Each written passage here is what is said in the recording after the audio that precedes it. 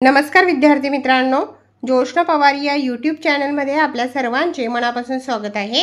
आज आपण इयत्ता 9वीच्या वर्गाची भूगोल या विषयाची द्वितीय सत्र परीक्षा प्रश्नपत्रिका उत्तरांसहित अभ्यासणार आहोत। ही प्रश्नपत्रिका एकूण 40 गुणांची आहे आणि वेळ हा 2 तासाचा देण्यात आलेला आहे।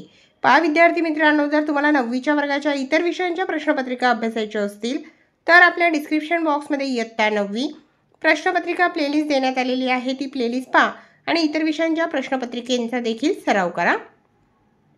प्रश्न पहिला अ, दिलेल्या पर्यायापैकी योग्य पर्याय निवडून विधाने पुन्हा लिहा। 4 गुणांसाठी आहे हा प्रश्न। पहिले विधान, आंतरराष्ट्रीय वाररेषेमुळे जगभरात कशामध्ये सुसूत्रता येते? त्याचा क पर्याय बरोबर आहे, वाहतुकीचे वेळापत्रक। आंतरराष्ट्रीय वाररेषेमुळे जगभरात वाहतुकीच्या वेळापत्रकामध्ये सुसूत्रता येते। दुसरे विधान, भांडवलशाही अर्थव्यवस्थेत उत्पादन साधनांची मालकी कोणाकडे असते? त्याचा ब पर्याय बरोबर आहे, खाजगी व्यक्तीकडे। भांडवलशाही अर्थव्यवस्थेत उत्पादन साधनांची मालकी खाजगी व्यक्तीकडे असते। तिसरे विधान, देशातील मध्यवर्ती ठिकाण असल्याने टिंबटिंब शहराचा विकास झाला। त्याचा ब पर्याय बरोबर आहे, नागपूर। देशातील मध्यवर्ती ठिकाण असल्यामुळे नागपूर शहराचा विकास झाला। चौथे विधान, नाशवंत वस्तूंच्या वाहतुकीसाठी टिंबटिंब उपयुक्त असतात। त्याचा अ पर्याय बरोबर आहे, हवाई मार्ग। नाशवंत वस्तूंच्या वाहतुकीसाठी हवाई मार्ग उपयुक्त असतात। प्रश्न दुसरा, योग्य जोड्या लावा। 4 गुणांसाठी आहे हा प्रश्न। अ स्तंभ आणि ब स्तंभ या ठिकाणी देण्यात आलेला आहे। 1. तंत्रज्ञानाचा विकास व यांत्रिकीकरण। त्याचा ड पर्याय बरोबर आहे, नागरीकरण। 2. मूळ निवास सोडून दुसरीकडे राहणे। त्याचा क पर्याय बरोबर आहे, स्थलांतर। 3. 75% पुरुष बिगर शेती व्यवसायात राहणे। त्याचा अ पर्याय बरोबर आहे, नागरी प्रदेश। 4. कचऱ्याची समस्या। त्याचा ब पर्याय बरोबर आहे, नियोजनाचा अभाव। प्रश्न तिसरा, एका वाक्यात उत्तरे लिहा। 4 गुणांसाठी 4 प्रश्नांची उत्तरे लिहायची आहेत। प्रश्न पहिला, अर्थशास्त्र ही संज्ञा कोणत्या ग्रीक शब्दापासून बनली आहे? त्याचे उत्तर आहे, अर्थशास्त्र ही संज्ञा इकॉनॉमिया या ग्रीक शब्दापासून बनली आहे। दुसरा प्रश्न, व्यापार ही महत्त्वाची आर्थिक क्रिया समजली जाते। उत्तर, कारण समाजातील लोकांचे आर्थिक जीवन एकमेकांवर अवलंबून असते, म्हणून व्यापार ही महत्त्वाची आर्थिक क्रिया समजली जाते। तिसरा प्रश्न, एखादा प्रदेश वाहतुकीच्या मार्गापासून कोणत्या कारणांमुळे वंचित राहतो? उत्तर, एखादा प्रदेश वाहतुकीच्या मार्गापासून प्रदेशातील पर्वत, डोंगर, दऱ्या, नद्या व जलाशये, चढ उताराची भूरचना या कारणांमुळे वंचित राहतो। चौथा प्रश्न, देशाच्या सीमा ओलांडून केलेले पर्यटन कोणते पर्यटन होय? उत्तर, देशाच्या सीमा ओलांडून केलेले पर्यटन म्हणजे परदेशी पर्यटन होय। प्रश्न चौथा अ, दिलेल्या भारताच्या नकाशा आराखड्यात पुढील पर्यटन स्थळे दाखवा। कोणतेही 4। 6 स्थळे दिलेली आहेत। कोणतेही 4 पर्यटन स्थळे 4 गुणांसाठी दाखवायची आहेत।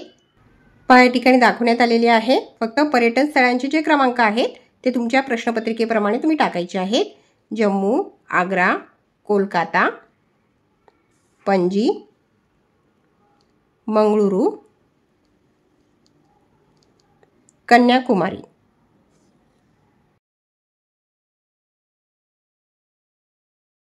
पुढे आहे प्रश्न चौथ्यातील ब प्रश्न, नकाशाच्या आधारे पुढील प्रश्नांची उत्तरे लिहा। 4 गुणांसाठी। पहिला प्रश्न, भारताच्या दक्षिणेस कोणता महासागर आहे? उत्तर, भारताच्या दक्षिणेस हिंदी महासागर आहे।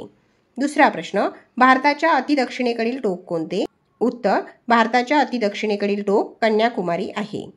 तिसरा प्रश्न, सिक्कीम राज्याशेजारी कोणता देश आहे? उत्तर, सिक्कीम राज्याशेजारी भूतान देश आहे। चौथा प्रश्न, महाराष्ट्राच्या पश्चिमेस कोणता समुद्र आहे? उत्तर, महाराष्ट्राच्या पश्चिमेस अरबी समुद्र आहे। प्रश्न 5वा, भौगोलिक कारणे लिहा। 3 विधानांपैकी कोणत्याही 2 विधानांची भौगोलिक कारणे 6 गुणांसाठी लिहायची आहे। पहिले विधान, पृथ्वीवर दिवस पॅसिफिक महासागरात सुरू होतो। दुसरे विधान, आंतरराष्ट्रीय वाररेषा आजच्या युगात महत्त्वाची ठरत आहे। आणि तिसरे विधान, जाहिरात करताना योग्य नीतिनियमांचे पालन करणे आवश्यक आहे। त्यापैकी आपण पहिले आणि दुसरे विधानाचे कारण अभ्यासू। दुसरे विधान पहा, आंतरराष्ट्रीय वाररेषा आजच्या युगात महत्त्वाची ठरत आहे। प्रश्नपत्रिकेप्रमाणे हा प्रश्न दुसरा आहे। उत्तर, आजचे मानवी जीवन हे अधिक विश्वव्यापी झाले असून जगात आज दळणवळण, वाहतूक, प्रवास आणि व्यापार अनेक पटीने वाढला आहे। शिवाय हे दळणवळण, वाहतूक, प्रवास व व्यापार दूरच्या देशातही होत आहे। त्यामुळे या सर्वात उत्तम समन्वय ठेवण्यासाठी, तारीख व वार यात प्रवासामुळे होणारा बदलातील गोंधळ टाळण्यासाठी आंतरराष्ट्रीय वाररेषा अत्यंत महत्त्वाची ठरत आहे। आंतरराष्ट्रीय वाररेषेमुळे जागतिक वाहतुकीचे वेळापत्रक योग्य पद्धतीने सांभाळले जात आहे। आणि प्रश्नपत्रिकेतील पहिले विधान आहे, पृथ्वीवर दिवस पॅसिफिक महासागरात सुरू होतो, कारण भूभागावरील एखाद्या ठिकाणी दिवसाची सुरुवात झाली तर त्या ठिकाणच्या पूर्वेकडे व पश्चिमेकडे कोणता दिवस धरायचा यावरून गोंधळ झाला असता। हे टाळण्यासाठी विशाल पॅसिफिक महासागरावरून जाणाऱ्या व 180 अंश रेखावृत्ताला अनुसरून आखलेल्या आंतरराष्ट्रीय वाररेषेवर पृथ्वीवरील दिवस सुरू होतो व संपतो। थोडक्यात पृथ्वीवरील नवीन दिवस पॅसिफिक महासागरात सुरू होतो। पुढे आहे प्रश्न 6 अ, पुढील सांख्यिकीय माहितीच्या आधारे जोडस्तंभालेख काढा व त्याखालील प्रश्नांची उत्तरे लिहा। 6 गुणांसाठी आहे हा प्रश्न। जोडस्तंभालेख काढला तर 3 गुण आणि जोडस्तंभालेखावर आधारित 3 प्रश्नांची उत्तरे दिल्यावर 3 गुण, असे 6 गुणांसाठी आहे हा प्रश्न। या ठिकाणी माहिती देण्यात आलेली आहे। देश आणि त्या देशांचे निर्यात मूल्य व आयात मूल्य देण्यात आलेले आहे। चीन, भारत, ब्राझील, संयुक्त संस्थाने असे 4 देश देण्यात आलेले आहे। त्यावर आधारित जोडस्तंभालेख अभ्यासू। या ठिकाणी जोडस्तंभालेख देण्यात आलेला आहे। देशांची नावे देण्यात आलेली आहे। आयात निर्यात मूल्य देण्यात आलेले आहे दशलक्षात। अशा पद्धतीने तुम्हाला जोडस्तंभालेख काढायचा आहे।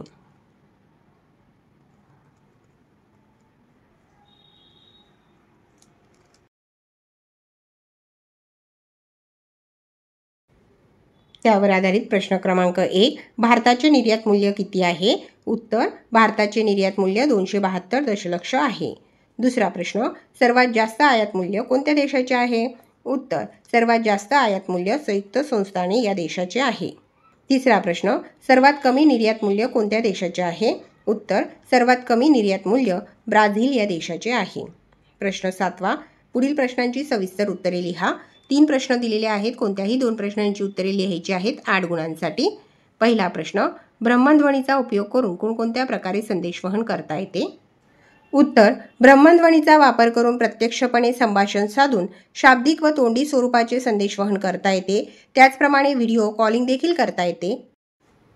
मेसेजेसच्या साहाय्याने शाब्दिक व लिखित स्वरूपाचे संदेशवहन करता येते।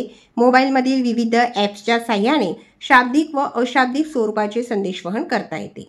पुढे आहे दुसरा प्रश्न, आपल्या जिल्ह्यात कोणकोणती पर्यटन स्थळे विकसित करता येतील ते सकारान सांगा। आणि तिसरा प्रश्न आहे, आंतरराष्ट्रीय वाररेषा पृथ्वीवरील कोणत्याही भूभागावरून का गेली नाही? उत्तर, आंतरराष्ट्रीय वाररेषा भूभागावरून गेली असती तर या भूभागातील रेषेच्या पश्चिमेकडे एक वार व तारीख तर पूर्वेकडे त्याच्या मागची तारीख व वार अशी परिस्थिती उद्भवली असती।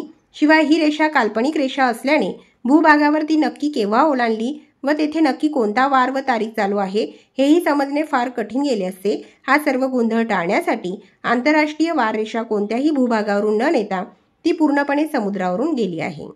विद्यार्थी मित्रांनो, या ठिकाणी आपण इयत्ता 9वीच्या वर्गाची भूगोल या विषयाची द्वितीय सत्र परीक्षा प्रश्नपत्रिका उत्तरांसहित अभ्यासली। व्हिडिओ आवडल्यास व्हिडिओला लाईक करा आणि चॅनलला सबस्क्राईब करून ठेवा, जेणेकरून या पुढचे जे नवनवीन शैक्षणिक व्हिडिओ मी यूट्यूबवर टाकेन त्याची नोटिफिकेशन अगोदर तुमच्यापर्यंत पोहोचेल।